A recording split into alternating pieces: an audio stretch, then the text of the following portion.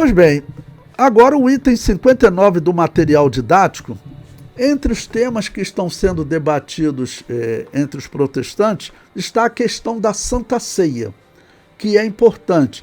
Os textos dos anabatistas, irmãos, nós temos encontrado, eu tenho mostrado a vocês, os anabatistas são criticados pelos católicos por eles darem o vinho para o povo, tá bom? E nesse ponto, os protestantes vão acabar mudando, abandonando também o catolicismo, né? E Zwinglio vai defender que o vinho também deveria ser dado ao povo. É um absurdo essa interpretação católica. Jesus Cristo disse claramente que quem bebe desse pão e desse vinho, ou seja, quem come do corpo e bebe do sangue, tem participação com ele, tem vida. E a Igreja Católica não dá o símbolo da vida para os seus membros. Porque eles sabem, tudo que você fizer que de alguma maneira for compatível com a Bíblia, isso causa um esclarecimento na pessoa, é verdade. Quanto mais erros você colocar, menos as pessoas veem. Então, isso é fundamental para que os católicos não consigam ver que, por exemplo, a doutrina do purgatório foi colocada no catolicismo na Igreja de Roma com o gnosticismo. Essa é uma doutrina pagã. Eles não conseguem ver.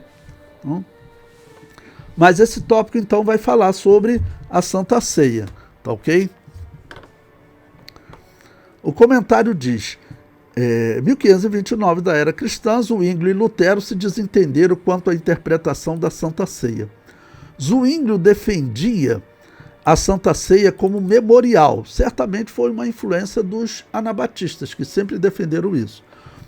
Lutero defendia a consubstanciação. Essa é uma doutrina nova. Ou seja, Lutero ele fez uma variação da doutrina chamada transubstanciação.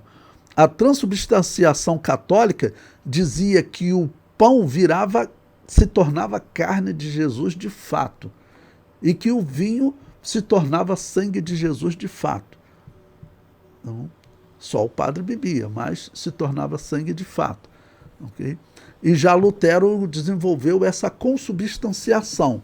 O que significa isso? O texto comenta. A mudança de Zwinglio, estamos agora na página 102, foi influência do anabatista Conrad Grebel. Ambos abandonaram a doutrina católica da transubstanciação, em que o pão e o vinho, segundo os católicos, eram transformados literalmente na carne e no sangue de Jesus. Zwinglio se distanciou totalmente da Igreja Católica, se aproximando dos anabatistas que consideravam o pão e o vinho como símbolos.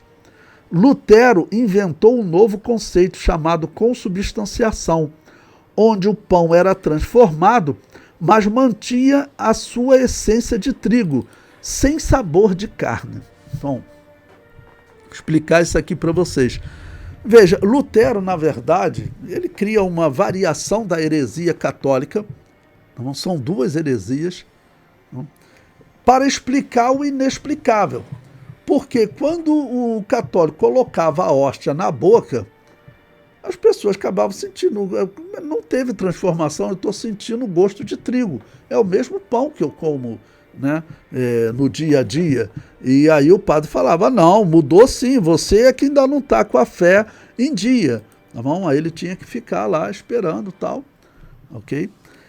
Mas nunca sentia gosto de carne. Então as pessoas já vinham questionando isso há muito tempo. Era um questionamento lógico. Aí o que Lutero resolveu fazer? É a mesma doutrina, é a mesma heresia, só que, na verdade, a consubstanciação é só uma explicação da transubstanciação para justificar o fato de todos sentirem gosto de pão, de trigo e não de carne. Lutero falou, olha, a mudança ocorre. A mudança ocorre, mas os elementos continuam iguais. Então, o trigo ali continua trigo. Ocorreu a mudança, mas você continua sentindo o gosto de trigo. Ou seja, remendo novo em vestido velho. É remendo novo em vestido velho. Pode muito bem classificar assim, tá bom? Bom, e eles se desentenderam nessa, porque essa é uma questão significativa.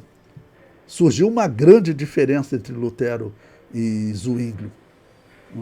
Se você deixa de acreditar que aquele é o corpo e o sangue, literalmente, você está dizendo que a Igreja Católica estava errada há séculos. Quando você vai encontrar essa igreja, quando que ela teria deixado de ser Igreja de Jesus? Porque também eles têm que justificar para os reis agora. Não, ela pode ter uma igreja fora dela, não é só a Igreja de Roma, não. Só que na história, aquela igreja pregou que a única igreja, que só existe uma igreja, que é a Igreja de Roma. Ela sempre pregou isso. Por isso que eu acho um absurdo quando eu já ouvi assembleiano dizendo que eles escreveram nossa doutrina. Ó, a doutrina que eles escreveram diz que nós não existimos como igreja. Alguém tem que explicar isso para o assembleiano. É por isso que a Assembleia de Deus está nessa situação. Já tem a Assembleia de Deus, a maior Assembleia de Deus do Brasil, muito provavelmente a maior igreja pentecostal do mundo. Não, ela já fez aliança com o catolicismo. E de onde que vem esse engano? Vem de tudo isso que eu estou falando para vocês. Se você acreditar que ela era a Igreja de Jesus e que Lutero reformou ela, que você é uma continuidade de Lutero, olha, o que ela pregou durante todos os séculos anteriores a Lutero e até hoje é que você não deve beber, não deve participar do sangue, e também que esse pão que você mastiga, você está fazendo errado, porque você está mastigando o corpo de Cristo. É isso que eles pregam. Como é que a Assembleia de Deus pode se aproximar? Esse é um exemplo de doutrina, né? E também se aproximar de Lutero, porque é uma heresia disfarçada. Bom, então eles acabaram trocando farpas, já que é uma mudança significativa. Zwinglio abandonou o conceito de que o pão era realmente a carne de Cristo. E Lutero passou esse remendo aí. Bom, então eu cito aí um historiador que ele comenta, é um site católico, né? Por ocasião da morte de Zwinglio, que vai ocorrer em 1531, combatendo, espada, irmãos, exército. Os padres estavam lutando, os padres protestantes e os padres católicos estavam lutando a espada. Seria, para você comparar, por exemplo, se... não vou citar a Assembleia de Deus, vou poupar a Assembleia de Deus, mas um exemplo, se a Igreja Universal do Reino de Deus e a Igreja do Poder de Deus, daquele fazendeiro, né? Igreja Mundial do Poder de Deus, que eu acho que é o nome, vamos dizer, se eles entrassem numa guerra mesmo com espada e se matando por território, como que você trataria isso hoje? Né? Vamos dizer, como pessoas que estão endemoniadas, que não tem nada de Jesus na vida deles. E Zwinglio, esse ano de 1529 é um ano fundamental porque eles estão em guerra contra os católicos. E essa guerra se estende por 2 anos e Zwinglio acaba morto. Bom, então, por ocasião da morte de Zwinglio, Lutero afirmou: que bom que Zwinglio morreu em campo de batalha. A que classe de triunfo e a que bem Deus conduziu os seus negócios. E também, Zwinglio está morto e condenado por ser ladrão, rebelde e levar outros a seguir os seus erros. E Zwinglio, quando estava em vida, né, nesses debates dele, o que Zwinglio falava de Lutero também?